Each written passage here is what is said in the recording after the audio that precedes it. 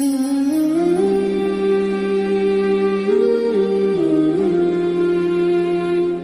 بنگلے کہاں گئی، وہ ملیں کارخانے فیکٹریاں، اور کہاں گئی وہ حکومت وزارت صدارت؟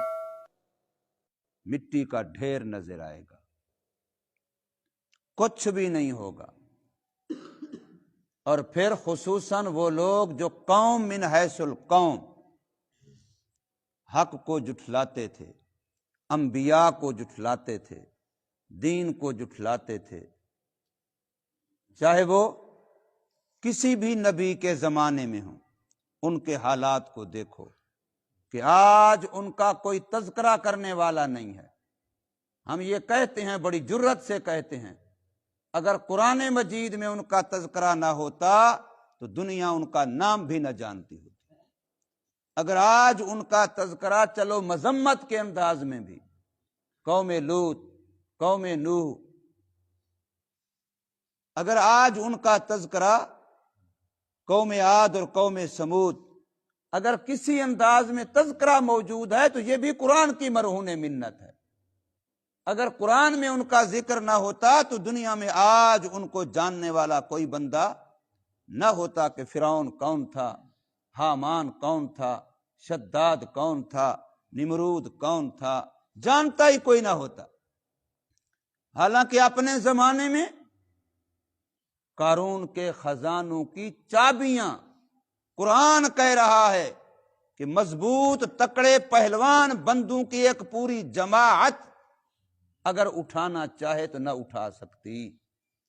خزانے نہیں، خزانوں کی چابیاں اونٹوں پہ لادی جاتی تھی، چابیاں صرف، لیکن خود اپنے خزانوں سمیت قرآن کہہ رہا ہے، قرآن خبر دے رہا ہے کہ زمین میں دھنسا اور آج تک وہ زمین میں نیچے جا رہا ہے، قیامت تک وہ ایسے نیچے سے نیچے جا رہا ہے۔ کہاں گئے خزانے، کس کام کے؟ صرف خیال ہی آیا تھا کہ میری کمائی ہے، میرا ہنر ہے، میرا فن ہے، میری قابلیت ہے، کوئی خدا بدا کے دیے ہوئے نہیں ہیں، میں نے خود کمائے ہیں، میں خود بڑا قابل ہوں، میں خود بڑا ہنر مند ہوں، میں خود بڑا صلاحیتوں والا ہوں، اس لیے میرے کارخانے کامیاب ہیں، اس لیے میری فیکٹریاں کامیاب ہیں، اس لیے میرا کاروبار چمک رہا ہے، اس لیے میرا بینک بیلنس زیادہ ہے، اس لیے میرے پاس بنگلے کوٹھیاں کاریں زیادہ ہیں۔ بس اپنی طرف نگاہ گئی تھی تو تباہ ہو گیا ہے، برباد ہو گیا کہ اپنی طرف نگاہ گئی کہ میں کچھ ہوں۔ کہاں گئے وہ لوگ جو کہتے تھے انا ربکم الاعلی، کہ میں ہی بڑا خدا ہوں، میرے مکانات کے نیچے نہریں چلتی ہیں؟ کہاں گئے وہ جو چاہتے تھے جس کو میں چاہوں تو پھانسی کے آرڈر والے کو بھی بری کر دوں، اور جس کو چاہوں تو بے گناہ کو بھی ابھی قتل کرا دوں، میرے سے کون پوچھنے والا ہے؟ نام بھی کوئی نہیں جانتا، تذکرہ بھی کوئی نہیں کرتا عزت کے ساتھ۔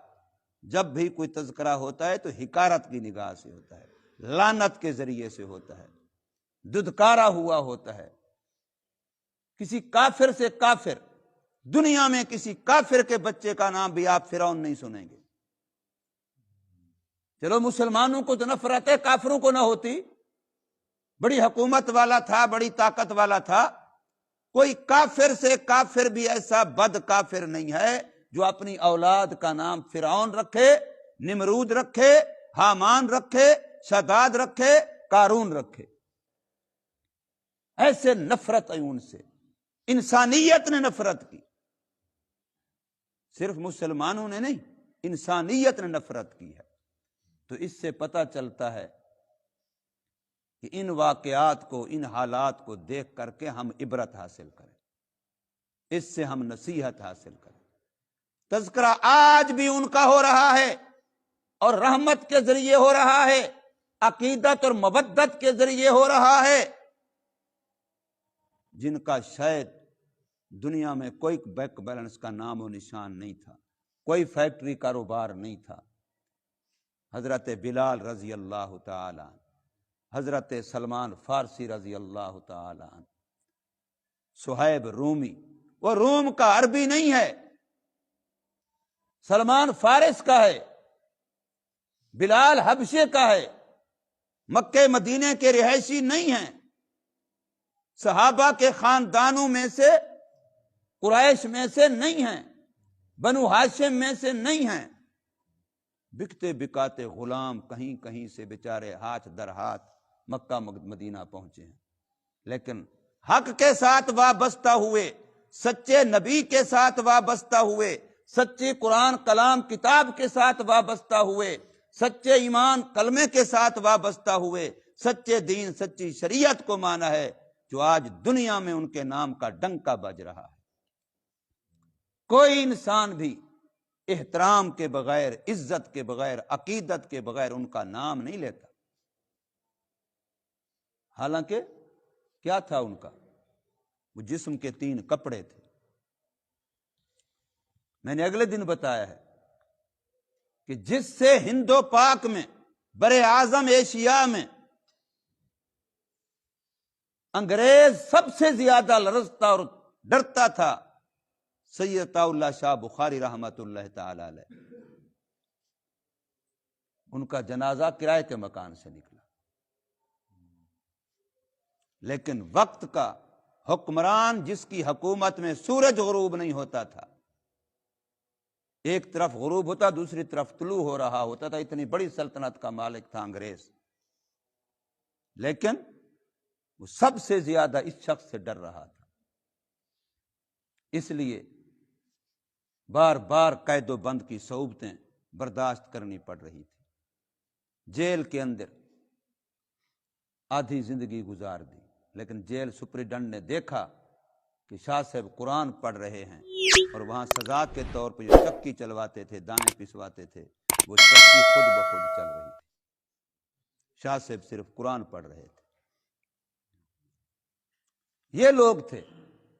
مولانا غلام غوث ہزاروی رحمت اللہ تعالی علیہ اکلوتا بیٹا تھا، ایک ہی بیٹا تھا، بیمار ہے، بڑی قسم پرسی کی حالت ہے، شدت کی بیماری ہے، کسی وقت بھی ایک لحظے کا کچھ بھی ہو سکتا ہے، اس کیفیت کا بیمار ہے، لیکن وہاں کچھ لوگ آ گئے کہ جی ہمارے علاقے میں مسئلہ ختم نبوت کے لیے مرزائیوں نے بہت مسلمانوں کو تنگ کیا ہوا ہے، مسلمانوں کے ایمان خطرے میں ہیں، تو حضرت مولانا غلام غوث ہزاروی رحمت اللہ اسی وقت تیار ہو گئے۔ بیوی نے کہا بیٹے کی حالت تو دیکھو، فرمایا کوئی نہیں، زیادہ سے زیادہ یہ ہوگا فوت ہو جائے گا، تو میرے عزیز اقارب اتنے موجود ہیں جو غسل بھی دیں گے، کفن بھی دیں گے، جنازہ بھی پڑھیں گے، دفن بھی کر دیں گے، یہ کام میرے بغیر ہو سکتا ہے، لیکن ان کے ایمان کا مسئلہ میرے بغیر نہیں ہو سکتا۔ چلے گئے گھر سے، ابھی ریلوے اسٹیشن پہ تھے، اطلاع ہو گئی بیٹا فوت ہو گیا، لیکن واپس نہیں آئے، آگے گئے۔ ان لوگوں کی وجہ سے آج ہمارے دین ایمان محفوظ ہیں، ان کی وجہ سے آج ہم سکون سے کلمہ پڑھ رہے ہیں، الحمدللہ، ان کی قربانیاں ہیں۔ صحابہ کرام، تابعین، تبع تابعین، ائمہ مجتہدین، ان لوگوں نے زندگیاں لگائی ہیں۔ سیدنا صدیق اکبر رضی اللہ تعالی عنہ مسلمان ہوئے تو 7 ایسی دکانوں کے مالک ہیں جو تھوک کا کام جہاں ہوتا ہے، پرچون کا، تھوک کا کام، پرچون کا نہیں، تھوک کا کام ہوتا ہے جہاں ریشم کی دکانیں، 7 دکانیں ایسی کے مالک ہیں، اور جب خلیفہ وقت بن کے فوت ہو رہے ہیں تو کفن کی 3 چادریں، 3 کپڑے نہیں 2 کپڑے ہیں، نئے نہیں پرانے ہیں، پورے نہیں آتے، پاؤں کو چھپاتے ہیں تو سر ننگا ہوتا ہے، سر چھپاتے ہیں تو پاؤں ننگے ہوتے ہیں، لیکن وہ کامیاب ہو کے گئے ہیں، وہ کامیاب ہو کے گئے ہیں، اور آج بھی رسول اللہ صلی اللہ علیہ وسلم کے پہلو میں آرام فرما رہے ہیں۔ تو اس لیے قرآن ہمیں دعوت دیتا ہے، قد خلت من قبلکم سنن، لوگو تم سے پہلے بہت سارے واقعات گزر گئے، دیکھو، غور کرو، انجام دیکھو کہ کون لوگ کامیاب ہوئے، کون ناکام ہوئے۔ قد خلت من قبلکم سنن، تحقیق گزر چکے تم سے پہلے واقعات، فسیروا فی الارض، چلو پھرو زمین میں، دیکھو ذرا غور کرو، سیر کرو. فانظروا کیف کان عاقبۃ المکذبین، پھر غور سے دیکھو کیسے ہوا انجام ان لوگوں کا جو حق کو جھٹلانے والے تھے. سچے نبیوں کو جھٹلانے والوں کا، سچی کتاب کو جھٹلانے والوں کا، سچے دین کو جھٹلانے والوں کا انجام کیا ہوا. ذرا غور تو کرو، دیکھو تو صحیح، ان واقعات سے عبرت حاصل کرو. ھذا بیان للناس، یہ لوگوں کے نفع کے لیے ہم وضاحت اور بیان کر رہے ہیں. ان واقعات کی طرف اشارہ کر کے تمہارا فائدہ تمہیں بتلا رہے ہیں. اگر حکومت میں کامیابی ہوتی تو فرعون کامیاب ہوتا، دولت میں کامیابی ہوتی تو قارون کامیاب ہوتا، وزارت میں کامیابی ہوتی تو شداد و حمان کامیاب ہوتے. کامیابی سچ میں ہے، کامیابی حق میں ہے، کامیابی سچے دین میں ہے، کامیابی صحیح عقائد و نظریات میں ہے. ھذا بیان للناس، یہ وضاحت اور بیان ہے لوگوں کے نفع کے لیے. وہدی وموعظہ، اور ذریعہ ہدایت ہے. انہی میں غور کر کے اپنے لیے جو اللہ نے تمہیں ہدایت دی اس پر شکر کرو، غنیمت سمجھو.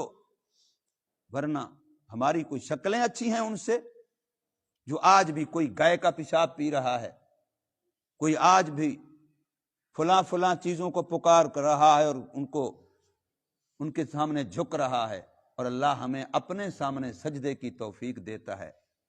اس پر اللہ کا شکر کرو، اس پر اللہ کا شکر کرو کہ رب کائنات اپنے گھر کے دروازے ہمارے لیے کھول دیتا ہے، سجدے کی توفیق مل جاتی ہے.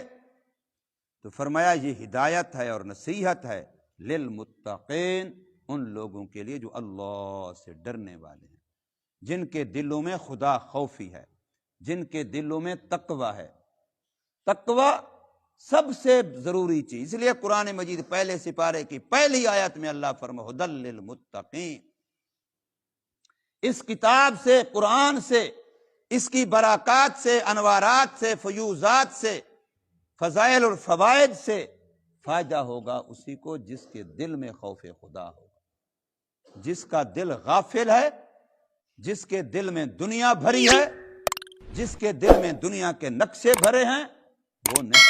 اللہ کا ڈر جہاں موجود ہے، تقوی جہاں موجود ہے، گناہوں سے بچنے کا تقوی، گناہوں سے بچنے کا ایک مادہ، گناہوں سے بچنے کا جذبہ کہ اللہ مجھے گناہوں سے بچائے. تقوی کا اصل کام یہی ہے جو نافرمانی سے بچاتا ہے. پھر نافرمانی، گناہ کرنا یہ بھی نافرمانی ہوتی ہے، اور نیکی کے کام کو چھوڑ دینا یہ بھی نافرمانی ہوتی ہے. نماز کو چھوڑ دینا یہ بہت بڑی نافرمانی ہے. اس لیے فرمایا نصیحت ہے للمتقین، تقوی والوں کے لیے. اللہ تبارک و تعالی ہمیں سمجھ نصیب فرمائے عمل کی.